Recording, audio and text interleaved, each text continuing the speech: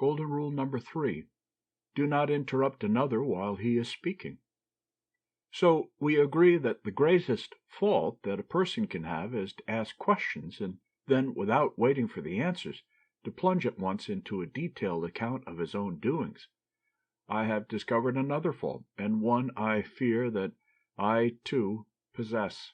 That is, to ask questions concerning the welfare of my friend and of his family, and then, after he has gotten fairly under way in the recital of his woes, to interrupt him with irrelevant remarks. I am sure that you haven't this fault, although it is very common. It is based upon the principle that people, as a rule, are vitally concerned only in what concerns themselves. I have a friend who maintains that no one really enjoys listening to what another has to say. He says that the interested listener is interested only in having the other person finish, in order that he may have the opportunity to tell his story. I note, however, that as a rule people recite their woes and not their weals.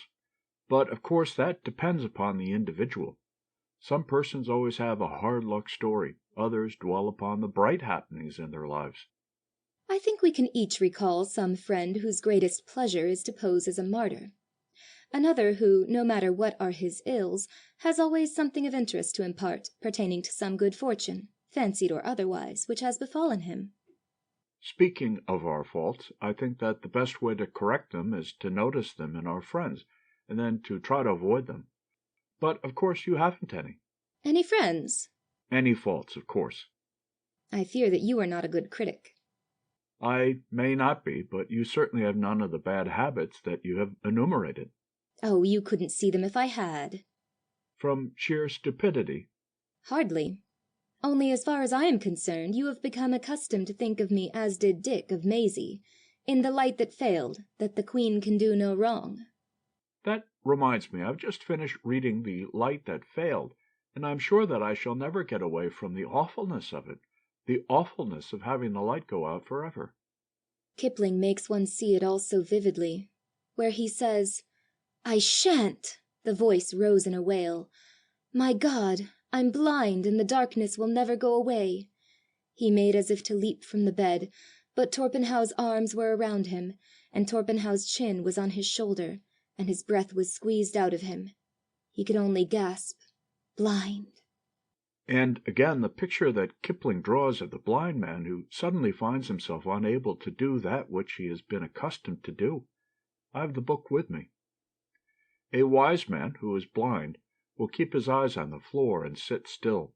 For amusement he may pick coal, lump by lump, out of a light scuttle with the tongs and pile it in a little heap by the fender, keeping count of the lumps, which must all be put back again, one by one, and very carefully. He may set himself sums if he cares to work them out. He may talk to himself, or to the cat if she chooses to visit him. And if his trade has been that of an artist, he may sketch in the air with his forefinger. But that is too much like drawing a pig with his eyes shut.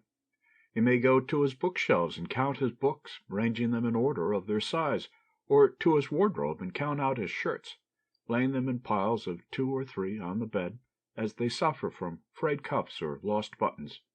Even this entertainment wearies after a time, and all the times are very, very long. I suppose that this portrayal is true to life.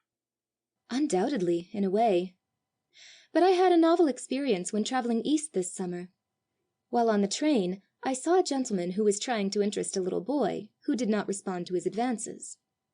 I heard him ask the child whether he was a little boy and how old he was. I saw then that the gentleman was blind, and thinking that he might prefer to talk with me, I introduced myself to him, and found in him a most delightful conversationalist. He told me that he had become blind very suddenly 5 years ago, but that his work had not been interrupted for a day since. His position as manager of a large corporation necessitated his frequent journeying in railroad trains, but he had continued to travel as before, sometimes with his secretary and sometimes alone. He was alone when I met him. He was certainly delightfully cheerful and entertaining, and withal he was fully informed on current topics of interest. It seemed almost impossible to realize that he was blind. His case is extraordinary, But, of course, he was not an artist, as was poor Dick before the light went out. I've just discovered another reason why you are so very interesting. It is because you always have some novel experience to recount. Yes, but you know we decided that people did not care, as a rule, to hear others talk. Well, I shall retract my decision. I've concluded that we usually like to hear others talk if they have something interesting to tell. Yes, we are all children, in a sense. Tell us a story and we will listen, provided the storyteller knows how to tell it. Do you know what I have been thinking of while you were telling me this incident? That we had gotten a long way from our original subject? No, I was just thinking of how much you said in comparatively few words, and that in telling this incident you had certainly conformed to Golden Rule number 1, avoid unnecessary details. And you have conformed to both the rules that we have learned. Thank you. Let me see. Golden Rule number 1 is avoid unnecessary details. Rule number 2, not to ask question number 2 until question number 1 has been answered, nor be too curious nor too disinterested. That is, do not ask too few nor too many questions. Just enough. And our new rule, Golden Rule number 3. Do not interrupt another while he is speaking. How frequently this rule is broken. Many persons who ordinarily are well-bred have the very habit of interrupting others.